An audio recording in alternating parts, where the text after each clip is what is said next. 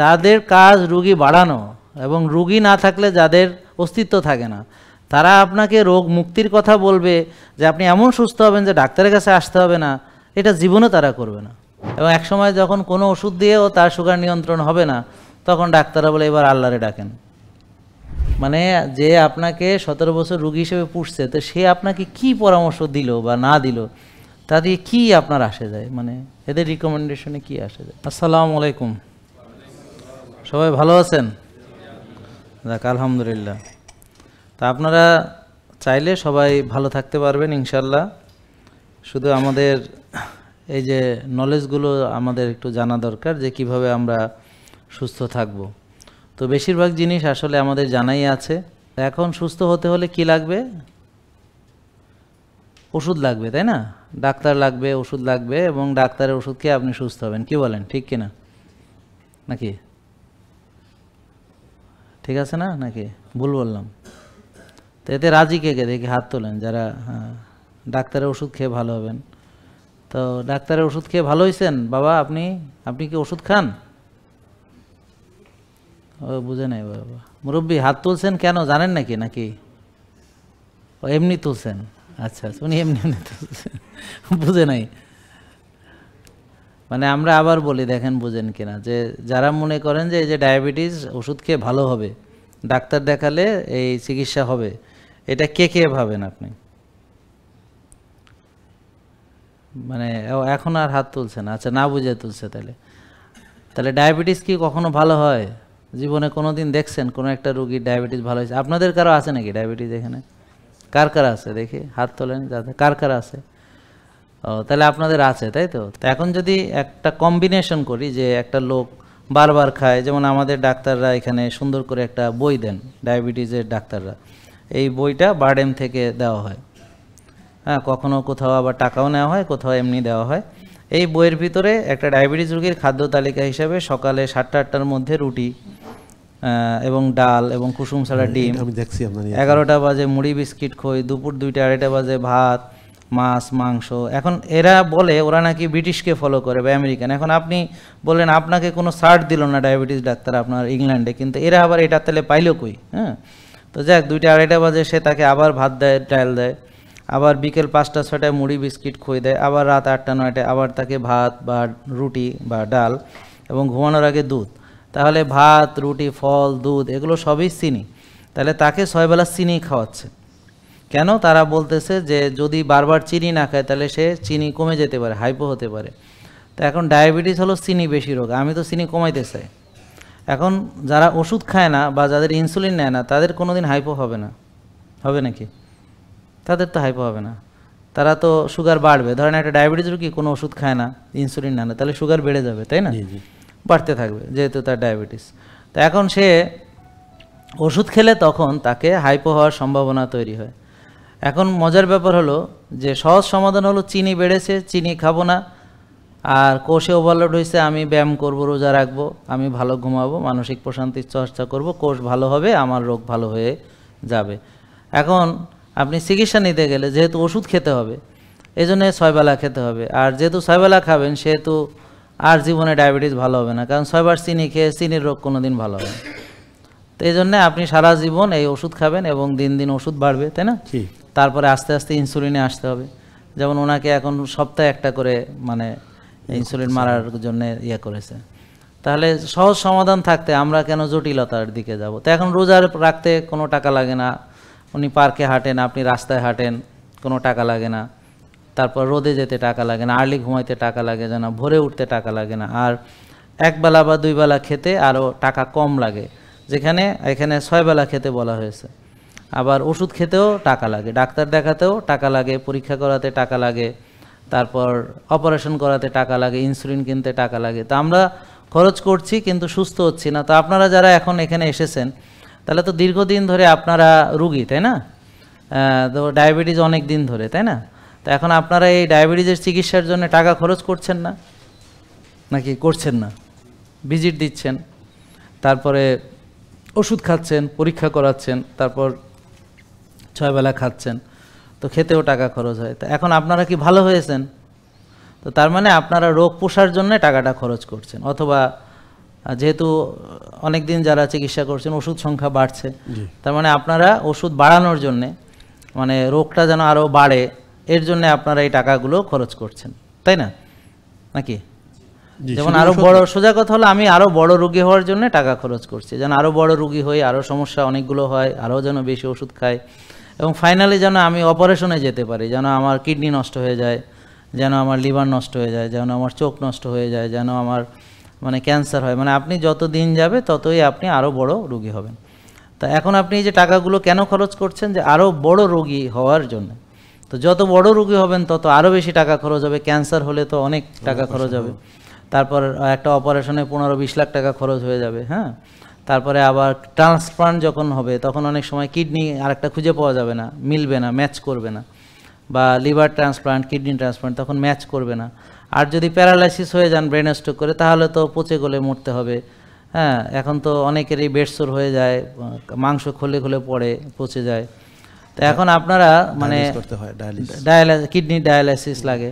তার মানে আপনারা যত দিন যাচ্ছে এই যে টাকা পয়সা খরচ করে আরও বড় বড় রোগী হচ্ছেন, এবং যত রোগী হচ্ছেন আরও বেশি খরচ করছেন, করে আরও বড় রোগী হচ্ছেন তো আরও বেশি খরচ করছেন, করে আরও বড় রোগী হচ্ছেন তো আরও বেশি খরচ করছেন, করে এবার অপারেশন করছেন। তো একটা হার্টের রোগী যখন অপারেশন করে তো 7টা ওষুধ তার মরার আগ পর্যন্ত খায়।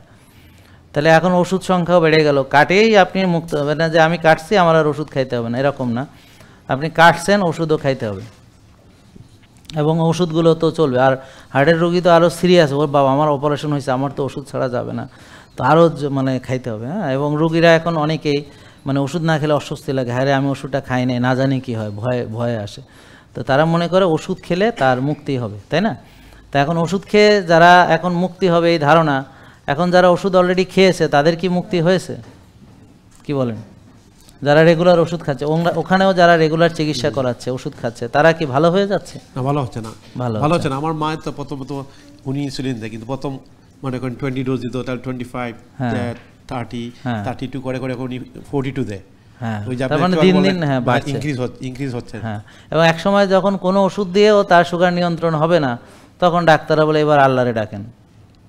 এবং এখানে আরেকটা কথা বলি, সেটা হলো যদি সব ডাক্তাররা আপনারা খেয়াল করেন, যদি সবার ইনসুলিন পরীক্ষা করে এবং হোমায়ার করে, তখন কি হবে যে আপনার রোগ হওয়ার আগেই আপনি এটা জানেন কি করণীয়। আমি আজকে আপনাদেরকে শিখাই দেবো, এখনই শিখাই দিচ্ছি। যদি দেখেন যে আপনার ইনসুলিন বেশি বা হোমায়ার বেশি, তা আপনার কোনো ওষুধ লাগবে না। আপনি কি করবেন, কিছুদিনের জন্য ভাত রুটি ফল দুধ বন্ধ করে দিবেন, মানে চিনি জাতীয় খাবার। তারপরে আপনি রোজা রাখবেন, তারপরে একটু ব্যায়াম করবেন, ভালো ঘুমাবেন, আর্লি উঠবেন, দেখবেন আস্তে আস্তে এটা নর্মাল হয়ে যাবে। তখন আবার আপনি স্বাভাবিকভাবেই চলাফেরা করবেন। তবে খাওয়ার ক্ষেত্রে কখনোই ওই অতিরিক্ত খাবেন না, তো প্রসেসড ফুড, আল্ট্রা প্রসেসড ফুডগুলো খাবেন না, আর সুন্দর একটা ডিসিপ্লিন মেনে চলবেন। তাহলে আর কোনো দিন আপনার ডায়াবেটিস বা কোনো রোগই হতে পারবে না, মানে প্রেশার, ডায়াবেটিস, লিভারের সমস্যা, কিডনির সমস্যা, মানে যেই 60-70টা রোগ যেগুলোর কারণে এখন রেগুলার মানুষ মারা যাচ্ছে, ক্যান্সার, মানে এগুলো হইতেই পারবে না। আমি কি বোঝাতে পারছি? ডায়াবেটিস হইতে পারবে না, কোনো মানে এই রোগগুলো হইতে পারবে না। তাহলে সিম্পল, জাস্ট আপনারা যারা সুস্থ আছেন তারা রুগী হওয়ার আগেই আপনারা পরীক্ষা করে হোমায়ার, এবং রুগী হওয়ার আগেই আপনার এই যে আমরা যে এখানে আসছে এগুলো পরীক্ষা করে আপনারা এখন বিনা ওষুধে, এখনই এখন তো রোগই নেই, আপনি এখন আপনাকে রিভার্স করে ফেলুন, আপনার চলাফেরাটাকে চেঞ্জ করে ফেলুন, অভ্যাসটাকে, তাহলে আপনি আর রুগী হবেন না। অলরেডি মানে রুগী হওয়ার কোনো দরকারই নেই। আর যারা হয়েছে, যেমন উনিও আমাদের ফলো করলে আলহামদুলিল্লাহ ভালো হয়ে যাবেন। ভালো হওয়ার পর আবার অনিয়ম করলে আবার হবে, হ্যাঁ। তা আমরা যদি অনিয়ম না করি এইভাবে আমরা থাকতে পারবো। তো এটা কিন্তু কখনো আপনারা জানতেন না, এটা এত যে একটা বড় জিনিস, এটা তো যারা সবাই যদি বুঝতো তাহলে আহারে কত ভালো হতো, হ্যাঁ। কিন্তু মানুষ আসলে ভালো বোঝে না নিজেদের, আর ভালো জিনিস কেউ ছড়ায় না, বরং ভালো জিনিসের বাধা দেয়, ভালো জিনিস যেন করতে না পারে। তো কেউ যদি ভালো কিছু করতে যায় তাকে অনেক বাধা দেয়। আমি সহজ কথা দেখেন, সিপেপটাইড দিয়ে কি বোঝা যায় বলেন? কতটা, সবাই বলেন ইনসুলিন কতটা, ভাই কি বলেন, কি তৈরি হয় ইনসুলিন, কতটা তৈরি হয়, কোথায় তৈরি হয়? শরীরে। শরীরে কে তৈরি করে ইনসুলিন? প্যানক্রিয়াস। তাহলে বলেন প্যানক্রিয়াস বা অগ্নাশয়, সবাই বলেন, জোরে বলেন অগ্নাশয়, প্যানক্রিয়াস, জোরে বলেন। হ্যাঁ, কি তৈরি করে, কতখানি তৈরি করে, কোন পরীক্ষার মাধ্যমে বোঝা যাবে?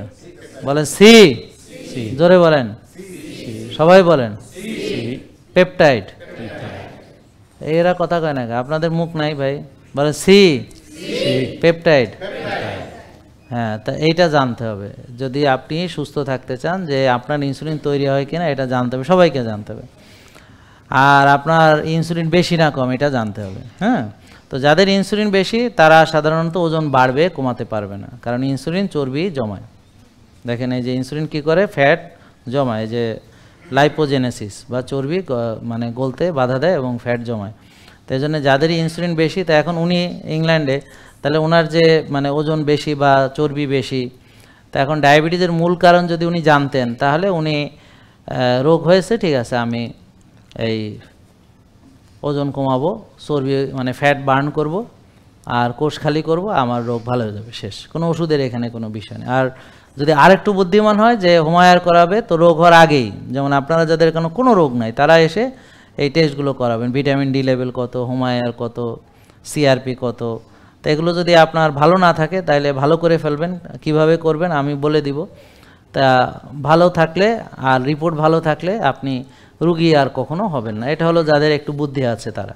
আর যাদের বুদ্ধি কম, ওরা তো রুগী হয়েছে অলরেডি, তো ঠেকে শেখে, বুদ্ধিমান দেখে শেখে, আর বুদ্ধি নাই ঠেকে শেখে, তো ওরা ঠেকছে, তো ঠেকার পরে এখন শিখবে। আমার কথা বুঝতে পারছেন তো? আর যাদের বুদ্ধি ভালো তারা ওই এরা এত রুগী কেন, এত রুগী, আমি রুগী হতে চাই না, তাহলে কি করতে হবে?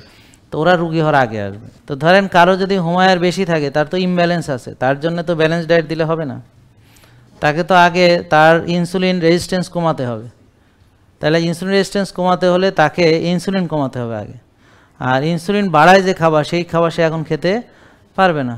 তাহলে এই মুহূর্তে তাকে যদি আমরা ব্যালেন্স ডায়েট দিই, যে হ্যাঁ আপনি এতটুকু কার্বোহাইড্রেট খাবেন, এতটুকু প্রোটিন, এতটুকু ফ্যাট খাবেন, তো ও জীবনে আর ভালো হবে না কোনো দিন। বুঝেন না কথা? যেমন ধরেন খেজুর অত্যন্ত উপাদেয়, তাই না? মধু সর্বরোগের ওষুধ। তো এখন আপনার সুগার 22, আপনি মধু খেলে হয়ে যায় 30। তো এখন আপনি এই মুহূর্তে এই যে সর্বরোগের ওষুধ খাইতে পারবেন? তারপর ধরেন মক্কার পবিত্র খেজুর, একেবারে আজোয়া খেজুর, রাসূল সাল্লাল্লাহু আলাইহি ওয়াসাল্লাম যে যেখানে নিজেই করছিলেন, সেখান থেকে আপনি খেজুর কিনে নিয়ে আসছেন, হ্যাঁ ওই বাগান থেকে। এখন আপনার সুগার 22, বুঝলে খেজুর খেলে হয় 28। তা এখন এই মুহূর্তে এই আজোয়া খেজুর এত পবিত্র, আপনার জন্য কি এটা পবিত্র হইবে? বুঝতে হবে যে আপনার ভিতরে ইমব্যালেন্স আছে কিনা। এখানে খেজুরের দোষ না, দোষ হলো আপনি আগে জম্মের খাওয়া খাইয়া কোষে ওভারলোড করিয়া এখন কোষে জায়গা নেই, এখন খেজুর ঢুকবে রাখার জায়গা নেই। এখন আপনার উচিত হলো যে আপনার এই কোষ খালি করা। তো তাহলে যা আপনি উচিত কাজ করলে রোগ চলে যাবে, আবার অনুচিত কাজ করলে রোগ চলে আসবে, শেষ। এটা এখানে কোনো এটা রোগই না, এটা হলো যে আপনার লাইফস্টাইল না মানার, এটা হলো একটা শাস্তি। আল্লাহর কথা শোনেন না, আল্লাহ আপনাকে একটা হালকা শাস্তি দিচ্ছে, আর কিছু না। যে অনিয়ম করলে একটা শাস্তি দেয় না, যে আমরা ছোটোবেলা অনিয়ম করলে জোড়া বেতের বাড়ি দিত টিচাররা, হ্যাঁ কান ধরে দাঁড়া করে তো, নীল ডাউন করে রেখে দিত, এক পায়ে এমনি ধরে রাখাইতো। হ্যাঁ এখন একটু কম দেয়। তো শৃঙ্খলা না মানলে, তো আপনি আল্লাহর শৃঙ্খলা না মানলে আপনার একটু জোড়া ব্যাত মানে ডায়াবেটিস আর প্রেশার একসাথে দিয়ে দিছে, বা কারো ডায়াবেটিস আগে কারো প্রেশার পরে। এটা হলো আপনার অনিয়মের ফল, যে আপনি আল্লাহর হুকুম মানেন নাই। কি মানেন নাই হুকুম? এক হলো হালাল তৈব খান নাই, যা পাইছেন তাই খাইছেন। 2 হলো রোজা না রেখে 6 বেলা খাইছেন। 3 হলো এই 1 ভাগ না খেয়ে গাড়া বেড়ে খাইছেন। 4 হলো আপনার রাত জাগছেন, আল্লাহ আর্লি ঘুমাইতে গেছে। 5 হলো ওই যে খাইছেন এটা ব্যবহার করেন নাই, বার্ন করেন নাই। 6 হলো ওই যে বাড়াবাড়ি করছেন, মানে 7 হইলো আপনি আল্লাহ হতাশ হইতে নিষেধ করছে, আপনি হতাশ হয়েছেন। বুঝতে পারছেন? আল্লাহ ভোরে উঠতে কইছে, আপনি ওঠেন নাই। বুঝতে পারছেন? আল্লাহ মসজিদে নামাজ পড়তে কইছে, আপনি যান নাই। রোজা রাখতে কইছে, আপনি 6 বেলা খাইছেন। এইগুলো হচ্ছে আপনার এই অনিয়মগুলো আপনি করেছেন বিধায় আজকে আপনার সেই পরিণতি ভোগ করতেছেন। আর বলেছে তুমি তোমার শরীরের হক আদায় করবা, আপনি করেন নাই, নাকি বোঝা গেল? তো এইগুলো আপনারা করেছেন, করিয়া রুগী হয়েছেন বলতে চান নাকি? তারপর বলছে মুমিন হতাশ হবে না। তারপর বলছে সব বিষয়ে আল্লাহর উপরে তাওয়াক্কুল করবা। তারপর বলছে তোমাদের আলহামদুলিল্লাহ মনোভাব থাকতে হবে, গ্র্যাটিটিউড অ্যাটিটিউড। তারপর আল্লাহ বলেছেন যে তোমরা কি করবা, মানে পৃথিবী নিয়ে এত চিন্তা করবো না, আখেরাত নিয়ে চিন্তা করবা। তো পৃথিবীর এইসব নিয়ে এত টেনশন করে শুধু শুধু রাতের ঘুম নষ্ট করা, এটা ঠিক না। তা আল্লাহ যেভাবে বলেছেন আপনি সেভাবে চলেন না কোনো দিক থেকে। এই জন্যে আপনাদের আজকের এই পরিণতি হয়েছে, নাকি বোঝা গেল?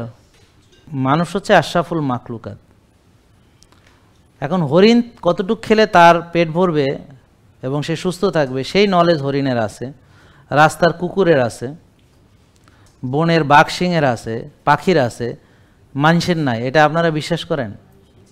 আশরাফুল মাখলুকাত নাই কেন? কারণ তারা আল্লাহর দেওয়া খাবার না খেয়ে সে বিকৃত খাবার খায়, আর তারা আল্লাহর দেওয়া লাইফস্টাইল ফলো না করে সে, যেমন পাখি কিন্তু সকালে ঘুম থেকে ওঠে, ও কিন্তু 10টা 11টায় ঘুম থেকে ওঠে না যে ওস্তাদ আজকে ঘুমাইতে দেরি হয়ে গেছে। হ্যাঁ, এখন আপনার কাছে পাখি এসে বলে যে আজকে আহারে উঠতে দেরি হয়েছে, এরকম কখনো শুনছেন? তো পাখি সকালেই ওঠে আর আর্লি ঘুমায়, ঠিক আছে? তাদের কাউরে বলতে হয় না যে ঘুমা ঘুমা, এখন টিভি দেখিস না, কারণ ওদের টিভি নাই, মোবাইল নাই, ল্যাপটপ নাই, তো কেন রাত জাগবে? বুঝেন নাই? তো ওরা আর্লি ঘুমায়, ওদের কোনো এরকম কোনো দেখবেন যে আপনি অ্যালার্ম ক্লক, পাখির ডাক একদম সারা পৃথিবী যতদিন একই সময় তারা ডাকছে, এবং তারা সবাই, কারণ ওরা আল্লাহকে ফলো করে। শুধু মানুষ হলো জাহান্নামে যাওয়ার জন্য আল্লাহ যা বলে তার উল্টাটা করে, কারণ তারা জাহান্নামে যেতে চায়, ওদের অনেক আগ্রহ যে আমি একটু জাহান্নামে যাব, রুগী হব, কারণ আল্লাহ যা বলছে তার উল্টাটা করতে হবে। আল্লাহ যদি বলে রাতকে তোমাদের জন্য লেবাস হিসেবে দিয়েছি, এটা হচ্ছে একটা অন্ধকারের চাদর, তা আমরা কি করব? অনেক লাইট টাইট জ্বালায় চাদর যেন ছিন্ন ভিন্ন করে ফেলে, মানে চাদরটা যেন না থাকে। তা আমি মোবাইল একটা চোখের সামনে ধরে রাখবো, চোখ বড় বড় করে ডক ডক করে আমি এরকম এরকম করব, তারপরে টিভি দেখব, তারপরে হচ্ছে নাটক দেখব, সিরিয়াল দেখব, আর রাত্রে লাইট জ্বালায় ঘুমাবো, মানে লাইট মানে অন্ধকার সে দেখতে পারে না।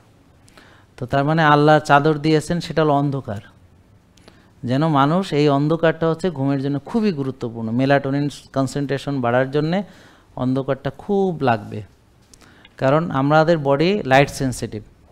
তো যখন দিনের আলো, তখন বডি মনে করে এখন কাজ করতে হবে, এখন হচ্ছে আসবে বিভিন্ন কাজ করার জন্যে, উদ্যোগ বাড়ানোর জন্যে যে হরমোন ডোপামিন, অ্যাড্রেনালিন, নর অ্যাড্রেনালিন, হ্যাঁ, বা এপিনেফ্রিন, নর এপিনেফ্রিন, হ্যাঁ, এগুলো আসবে যেন আমি কর্ম উদ্যম, হ্যাঁ, আমরা যেন মানে কি করি, মানে আমাদের জীবিকা অন্বেষণের জন্যে বা রিজিক অন্বেষণের জন্যে আমরা এই সময় প্রচেষ্টা চালাই, তাই না? আমরা যে মসজিদ থেকে দোয়া পড়ে বেরোই না যে আল্লাহ আমাকে উত্তম রিজিক দাও, তা আমি জমিনে বলেছে তোমরা নামাজ পড়ে বা জমিনে ছড়াও।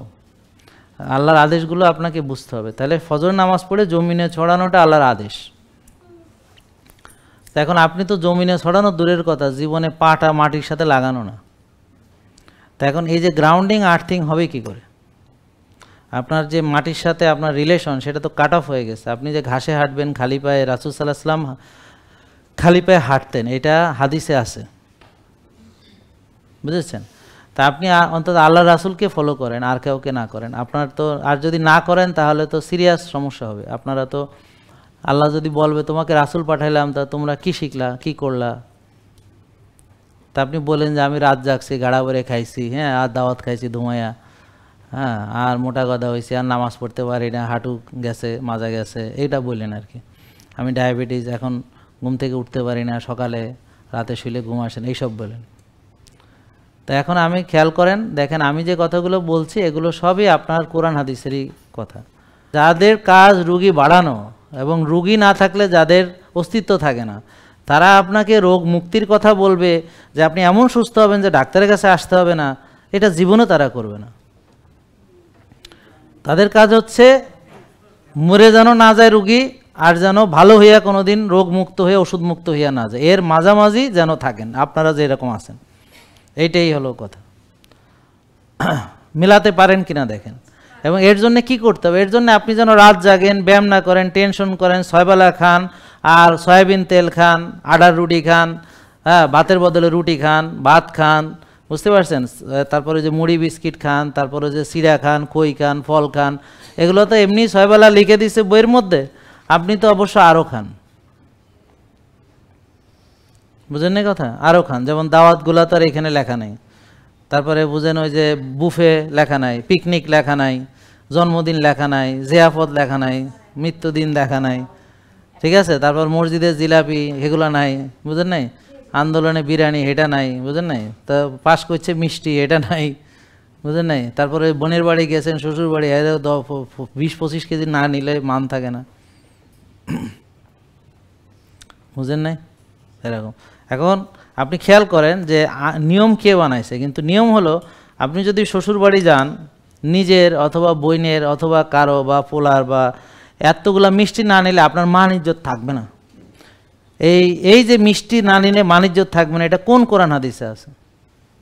এখন আসেন, যদি একটা লোক আগে থেকেই সে পরিমিত খায়, হালাল তৈব খায়, এক ভাগ খায়, রোজা রাখে, কায়িক শ্রম করে, আর্লি ঘুমায়, ভোরে ওঠে, এগুলো মেনে চলে, তাহলে তার হুমায়ের 1 থাকবে। কিন্তু সে যদি অতিরিক্ত খায়, বেশি খায়, ব্যায়াম না করে, টেনশন করে, রাত জাগে, তাহলে হুমায়ের বেশি থাকবে। এটা হলো আপনারা চাইলে প্রমাণ করে দেখতে পারেন। এবং এইটাই পরে যাইয়া ডায়াবেটিস হবে, এটাই পরে হার্ট অ্যাটাক হবে, এটাই পরে প্রেশার থেকে আপনার লিভার, কিডনি, মানে এইটাই আপনার সব ধ্বংসের মূল। এখন প্রশ্ন হচ্ছে, যে জানবে না সে কোনোদিন আমার এটা যেন মানতে না আসে, একদম নিষেধ করা। তাহলে আপনারা এখনই শুরু করতে হবে এমন নয়, আপনি সময় নেন, দরকার আরও 2 মাস, 1 মাস, 3 মাস, মানে এতদিন মরেন নাই, 1 মাসে মরবেন না। আমি কি বোঝাতে পারছি? মানে যদি শুরু করতে 1 মাস দেরি করেন, কিন্তু তাতে আপনি কি মরবেন না? এতদিন তো মরেন নাই, এত অনিয়ম করেও মরেন নাই, তা কি মরে যাবেন না? তাহলে 1 মাস দেরি হলে অসুবিধা নেই, কিন্তু ভুলভাবে শুরু করা যাবে না। যাক, এই কথা আপনাদের বলার কোনো দরকার নেই, কারণ আপনারা তো ভুলভাবে শুরু করার সুযোগ নাই, কারণ আপনাদের রিপোর্ট দেখে আমরাই তো আপনাকে একটা গাইড দিব, ঠিক আছে? সেই গাইড অনুযায়ী আপনি শুরু করবেন, শুরু করে শেখা চলবে। তাহলে দেখেন, নিরাপদভাবে যেটা মানা সম্ভব সেটা আগে শুরু করি। কি? যে এই খাবারগুলো যেগুলো আমরা দিচ্ছি সেগুলো খাঁটি জিনিস, সেগুলো ভালো করে খান, পেট ভরে খান, নিরাপদ। কথা বুঝতে পারছেন? নষ্ট খাবার খেয়ে এতদিন মরেন নাই, ভালো খাবার খেয়ে মরবেন না, সেটা নিরাপদ। তো এরপর কি? অল্প একটু রোজা রাখা, আমরা রেগুলার রাখছি, রোজা 1 মাস রাখছি, তো আমাদের জন্য 2-1টা রোজা রাখা এটা নিরাপদ। আমাদের জন্য একটু রোদরে যাওয়া নিরাপদ, আমাদের জন্য একটু ঘাসে হাঁটা নিরাপদ, আর্লি ঘুমানো নিরাপদ, একটু হাঁটা চলা, একটু ব্যায়াম করা নিরাপদ, শ্বাসের ব্যায়াম নিরাপদ। তাহলে এগুলো আমরা করি, তাহলে ঠিক আছে। তারপরে বাকিগুলো পরে বুঝে শুনে দেখা যাবে। এগুলো করতে তো আর কোনো অসুবিধা নেই। এটা কি মানে মনে আশঙ্কা আছে না আমি ব্যায়াম করে মরে যাব কিনা, বা সকালে হাইটা মরে যাব কিনা, মানে ব্যাপারটা বুঝতে পারছেন? বা আমি একটু রোজা রেখে মরে যাব কিনা, বা আমি একটু অল্প একটু রোদে গেলাম, হ্যাঁ, তাতে কি মারা যাবেন? তাহলে যেই বিষয়গুলো এখন নিরাপদ আপনি মনে করেন সেটা মানেন। আর যেগুলো আপনার কনফিউশন তৈরি হয়েছে, যে আপনি যে ডিমের কুসুম খাবেন, কয়টা কুসুম খাবেন, তো ঠিক আছে, এখন বেশি খায়েন না, আপনার যেহেতু মনের ভিতরে ভয় আছে, বুঝতে পারছেন? আপনি ঘি খেতে ভয় পাচ্ছেন, এখন খায়েন না, ঘি আপনার হয়তো হার্টে ঢুকে যেতে পারে, এখন ঘি খায়েন না। মানে যেখানে কনফিউশন আছে সেই জায়গাগুলো এখন আপাতত অ্যাভয়েড করেন। যতদিন আপনার নিজের কনফিডেন্ট না আসে ততদিন এগুলো করার দরকার নেই। ক্লিয়ার? তো তাহলে এখন তো আর কোনো অসুবিধা নেই। ওকে, থ্যাংক ইউ সবাইকে, ভালো থাকবেন। আর এই যে রিপোর্টগুলো আপনারা দেখবেন, আশা করি আপনারা নিজের ভালো বুঝবেন। সবাইকে ধন্যবাদ, আসসালামু আলাইকুম। জেকে লাইফস্টাইল, ওষুধ মুক্ত সুস্থ জীবন।